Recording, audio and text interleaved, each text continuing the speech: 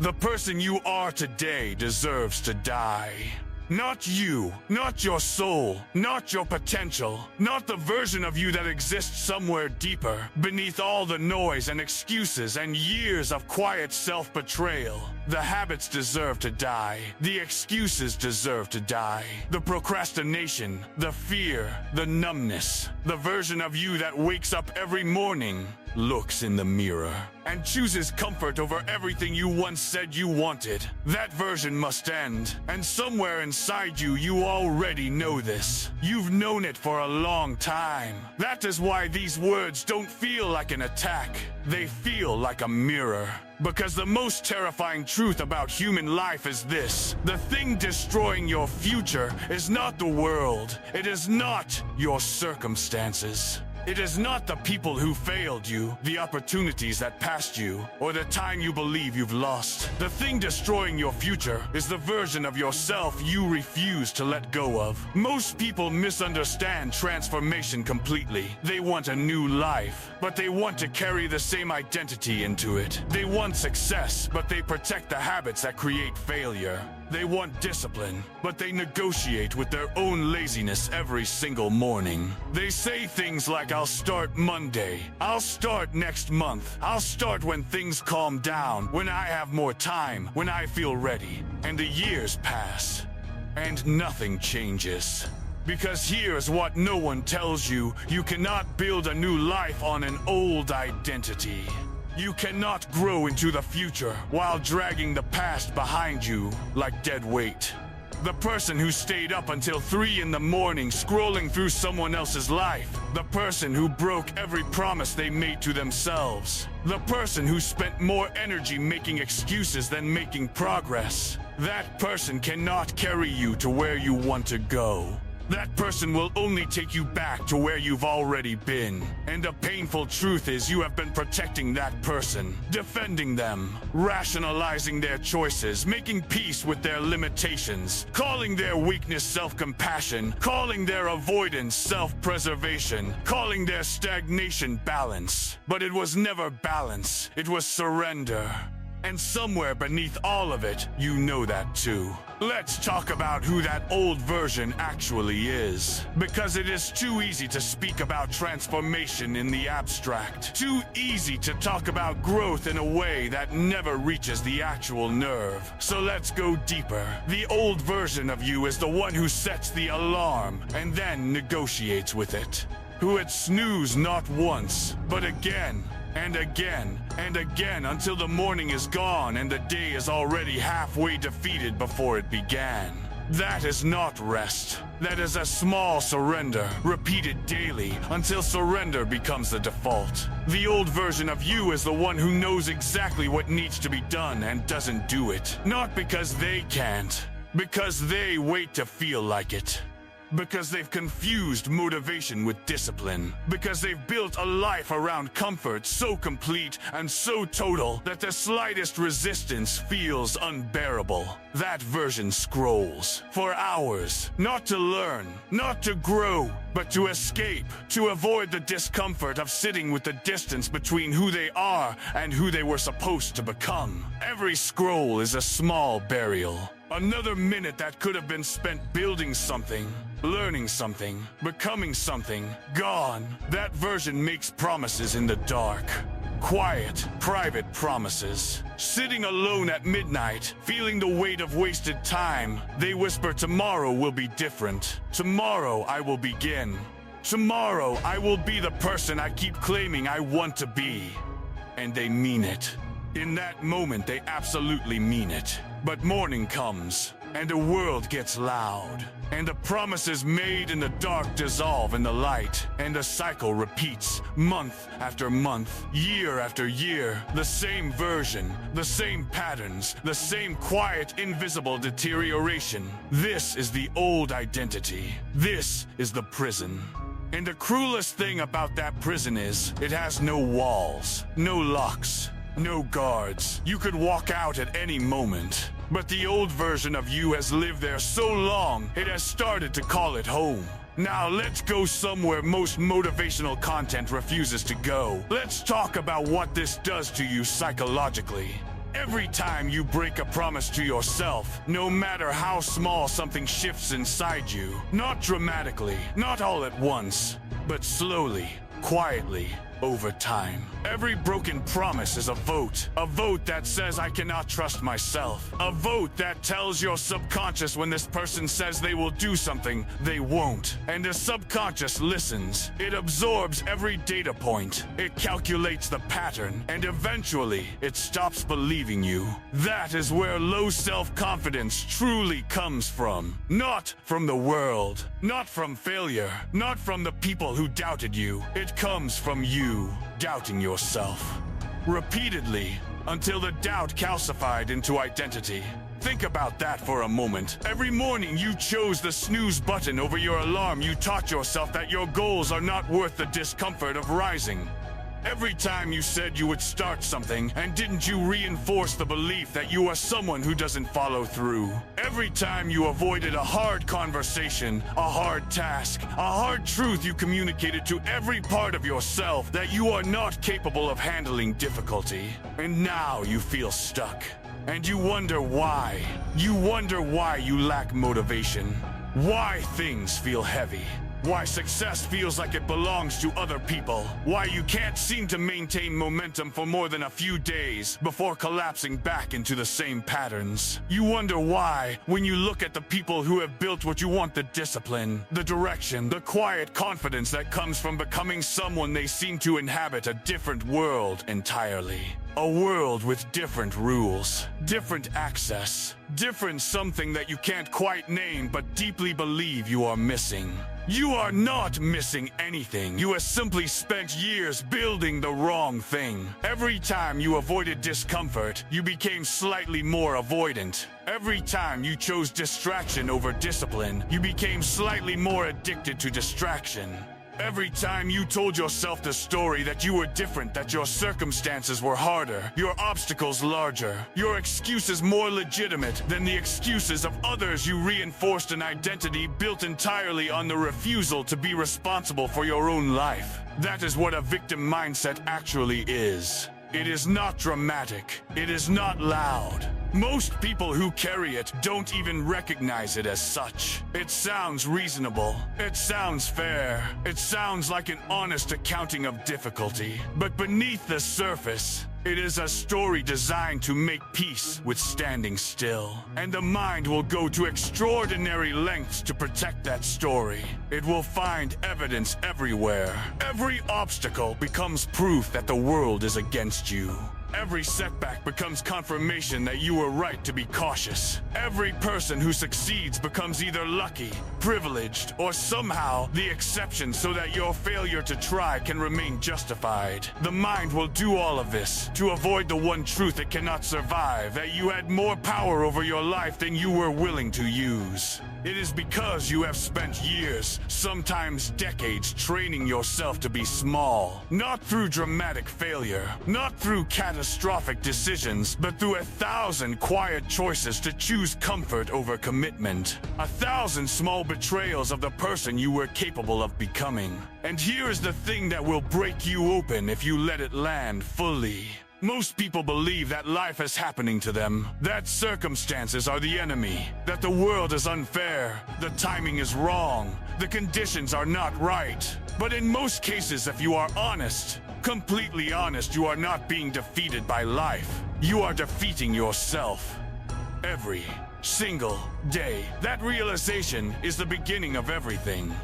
So what does it actually mean to let the old version die? It means something more than motivation, more than a 5-day streak, more than a new routine that lasts until the first real difficulty arrives. It means a total, uncompromising war against the patterns that have kept you trapped. Real transformation is not addition.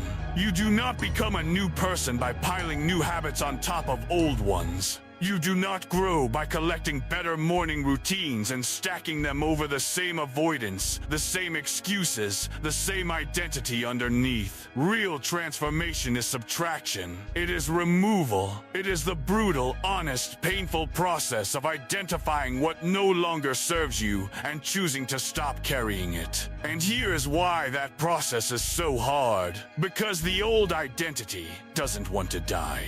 It will fight. It will disguise itself as logic. It will tell you that you're being too hard on yourself, that rest is important, that you deserve a break, that the timing isn't right, that you should wait until you feel more prepared, more ready, more certain. The old identity is extraordinarily skilled at survival. It has kept itself alive for years. It knows every argument you respond to, every fear that paralyzes you, every rationalization that makes you pause. It will tell you this is who you are. This has always been who you are. And the arrogance of believing you can change is greater than the safety of accepting yourself. And you have to look at that voice and walk forward anyway. Because discipline is not a feeling. It is a decision made in direct opposition to how you feel. The person who wakes up before dawn to work on something that matters does not do it because they feel like it. They do it because they have made a non-negotiable decision that their future matters more than their comfort in this moment. The person who keeps going when everything inside them wants to stop is not superhuman. They are simply someone who stopped negotiating with the version of themselves that prefers ease. That is what accountability looks like from the inside. Not a system, not a tracker, not a productivity framework. Just a person, refusing to be the person they used to be. One decision at a time, one morning at a time, one moment at a time. The old excuses begin to lose their power. The procrastination begins to lose its grip. The victim mindset, the story that the world is responsible for where you are, begins to dissolve. But the process is not clean. Let no one mislead you about that. There will be a week where you feel it, real momentum, real clarity, the feeling of finally moving in the right direction. And then something will happen. A hard day, a difficult moment. A setback that the old identity will immediately weaponize. It will say, see, you tried. It didn't work. Come back. Come back to what's familiar. Come back to comfort. Come back to me. And that moment, that exact moment, is not a sign that you are failing. It is the test. Transformation does not reveal itself in the easy days.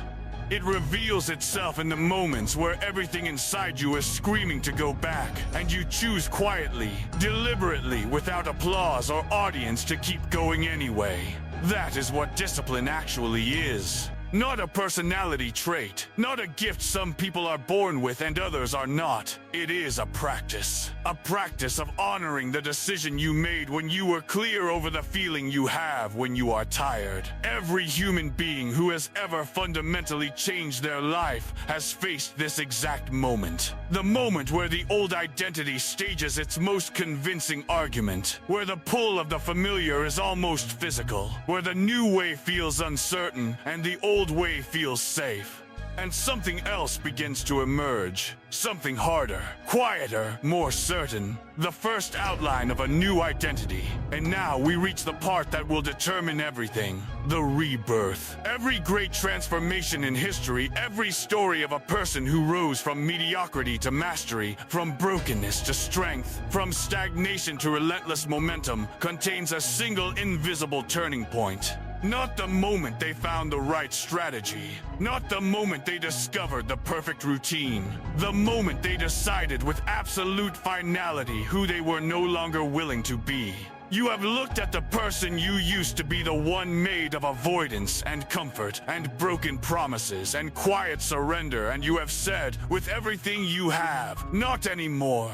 And now, the work begins. Early mornings, not because someone is watching, because you are watching.